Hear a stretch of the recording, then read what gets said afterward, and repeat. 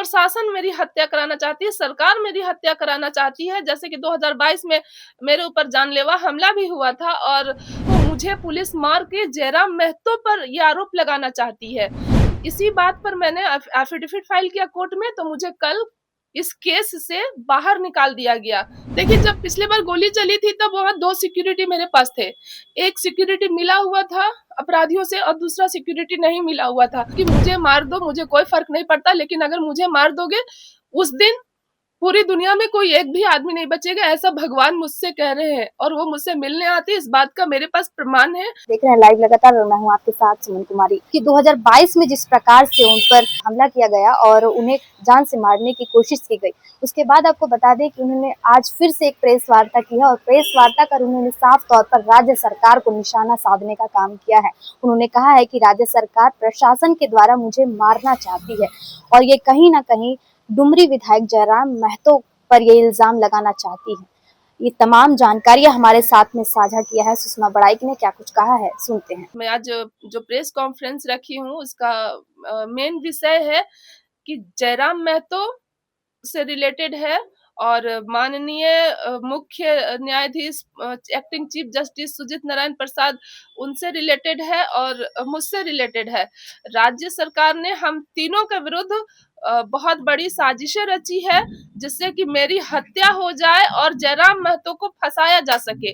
और इसी संदर्भ में मैंने माननीय उच्च न्यायालय में याचिका दायर किया, जहां मेरा 2 साल से पीआईएल चल रहा था और उस पीआईएल में जैसे ही मैंने जयराम महतो की बात रखी कि पुलिस प्रशासन मेरी हत्या कराना चाहती है, सरकार मेरी हत्या कराना चाहती है। जैसे कि 2022 में मेरे ऊपर जानलेवा हमला भी हुआ था और मुझे डर है कि अब दोबारा मेरे ऊपर जानलेवा हमला होगा तो शायद मेरी जिंदगी नहीं बचेगी, क्योंकि जिस दौर से मैं गुजरी हूँ वो बहुत ही पीड़ादायक था मेरे लिए।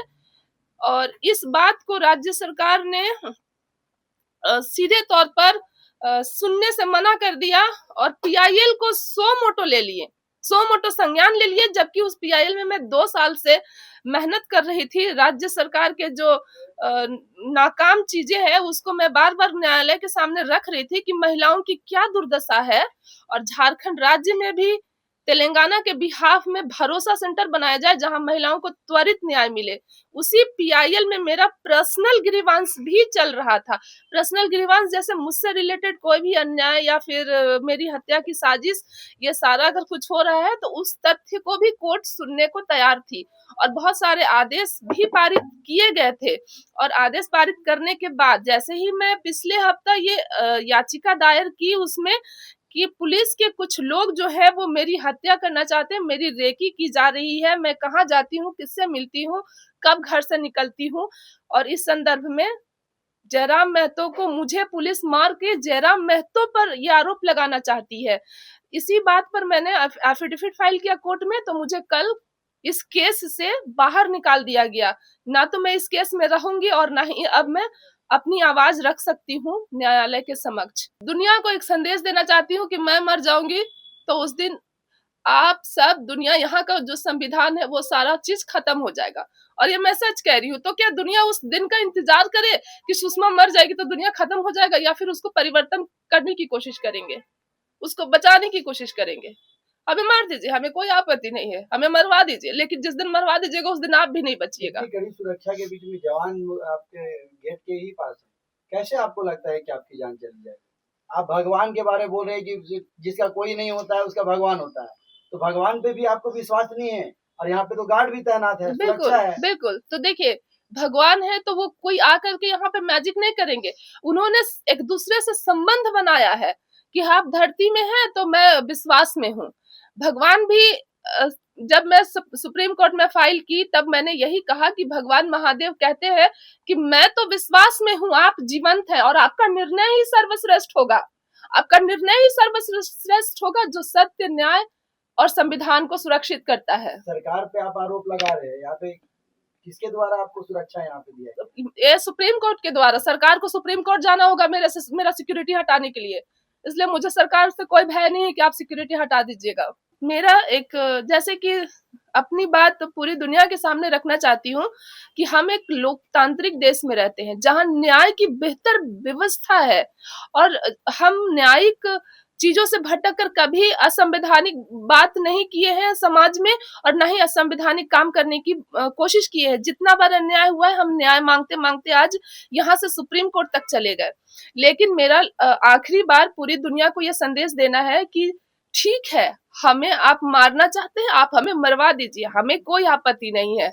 लेकिन जब भी कुछ घटना होता है तो लोग वहां पे किसी के पीछे प्रोटेस्ट करते हैं कि उसको जस्टिस दिलाएंगे, उसके लिए हम प्रोटेस्ट कर रहे हैं। लेकिन पूरी दुनिया ने मुझे अकेला छोड़ दिया है और मैं बिल्कुल अकेली हो गई हूँ। तब ऐसे परिस्थिति में मेरा प्रोटेस्ट कौन करेगा? मेरी जान को खतरा है। मुझे 2022 में गोली मार दी गई थी। ये इतना आसान नहीं था कि मेरे छाती में गोली लगा और मैं उस जीवन को सरवाइव कर सकी। मैं बोल भी नहीं पाती हूँ, मेरे लंग्स में चोट लगा था, मैं बोल भी नहीं पाती हूँ, फिर भी अपनी बात रख रही हूँ कि ऐसे परिस्थिति में मेरे साथ एक स्पिरिचुअल घटना घटित होती है। स्पिरिचुअल जो आस्था है और भगवान महादेव मेरे पास सचमुच आते हैं और वो कह रहे हैं कि अगर मैं मार दी गई उस दिन मैं पूरी दुनिया में किसी को नहीं बख्शूंगा, पूरी दुनिया को नष्ट कर दूंगा। तो मेरा समाज से अपील है कि ऐसा कुछ भी नहीं हो। मैं हमेशा समाज में परिवर्तन चाहती हूँ, अच्छा चाहती हूँ, किसी के साथ बुरा नहीं चाहती हूँ। दुनिया ने मेरे साथ अन्याय किया लेकिन मेरे साथ भगवान है, अगर आप मेरे साथ बुरा कीजिएगा तो आपके साथ भी बुरा होगा। देखिए, जब पिछली बार गोली चली थी तब वहां 2 सिक्योरिटी मेरे पास थे। एक सिक्योरिटी मिला हुआ था अपराधियों से और दूसरा सिक्योरिटी नहीं मिला हुआ था।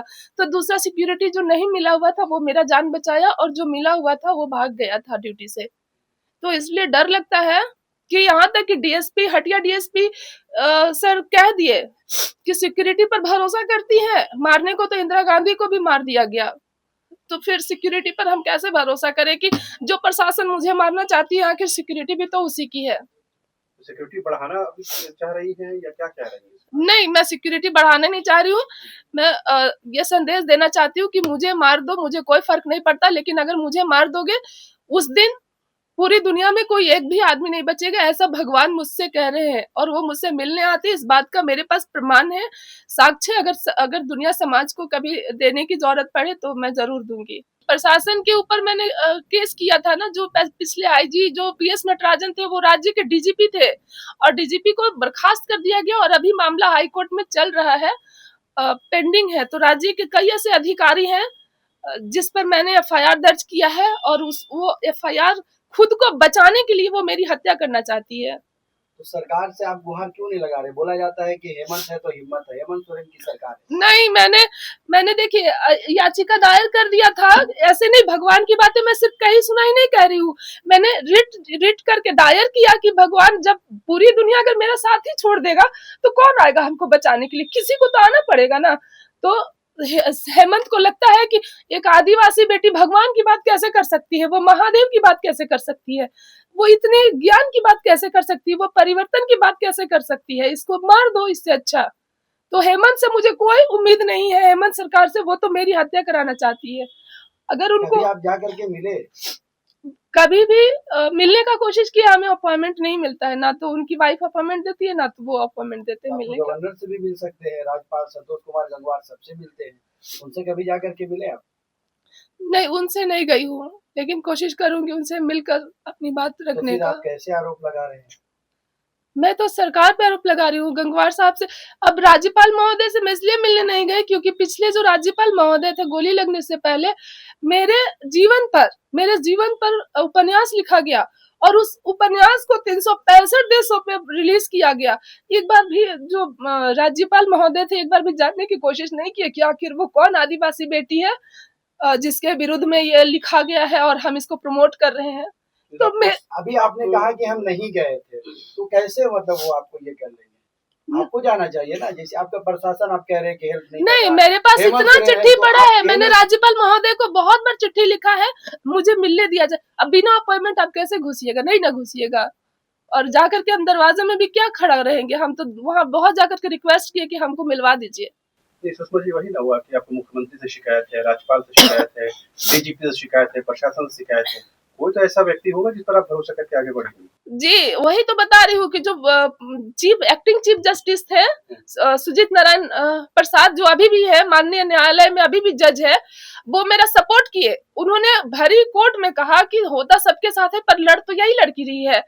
और दूसरी बात कि ये जो कह रही है उससे निस्संदेह है, इस बात को इग्नोर नहीं किया जा सकता है कि जिसका कोई नहीं होता उसका भगवान होता है। लोग कहते भी है कि जिसका कोई नहीं होता उसका भगवान होता है। तो हम इस याचिका को डिस्पोज नहीं कर सकते क्योंकि इसकी जान हमें रक्षा करनी है। तो वो जब सपोर्ट किए मेरा, तो उनके सारे आदेशों से मेरा केस को अलग कर दिया गया और मुझे धमकी दिया गया कि पिछले साल भी जब मुझे मारने के लिए 500 लोग आए थे आपराधिक तत्व के, तब मैं 3 घंटा फंसी रही। उस समय भी सुजीत नारायण सर जो एक्टिंग चीफ जस्टिस जो थे, उनके विरुद्ध उनका नाम ले लेकर के मुझे गाली दिया गया। और इस संदर्भ में मैंने उनको आवेदन लिखा और वो आवेदन कार्रवाई के लिए सिविल कोर्ट जस्टिस को भेजा भी गया है। तो उनको कैसे पता चला जो अपराधी थे कि इनका साथ सुजीत नारायण प्रसाद ही दे रहे हैं? ऐसा नहीं है कि सिर्फ एक ही जज हमारा साथ दे रहे हैं। हाई कोर्ट में बहुत ऐसे जज है जो सुनवाई करते हैं तथ्यों को और मेरी मदद करते हैं। ऐसा नहीं है कि मैं खड़ा हो जाती हूँ और वो ऑर्डर पास कर दिए। कुछ तो तथ्य होता होगा ना, तब तो ऑर्डर पास करते हैं। तो राज्य सरकार को लग रहा है कि ये जाती है कोर्ट कोई भी मामला लेकर के और इसके पक्ष में आदेश कैसे आ जाता है। तो इसलिए राज्य सरकार चाहती है कि इसको मार ही दो। लाइव लगातार के वीडियो को लाइक करें, सब्सक्राइब करें और बेल आइकन को दबाना न भूलें।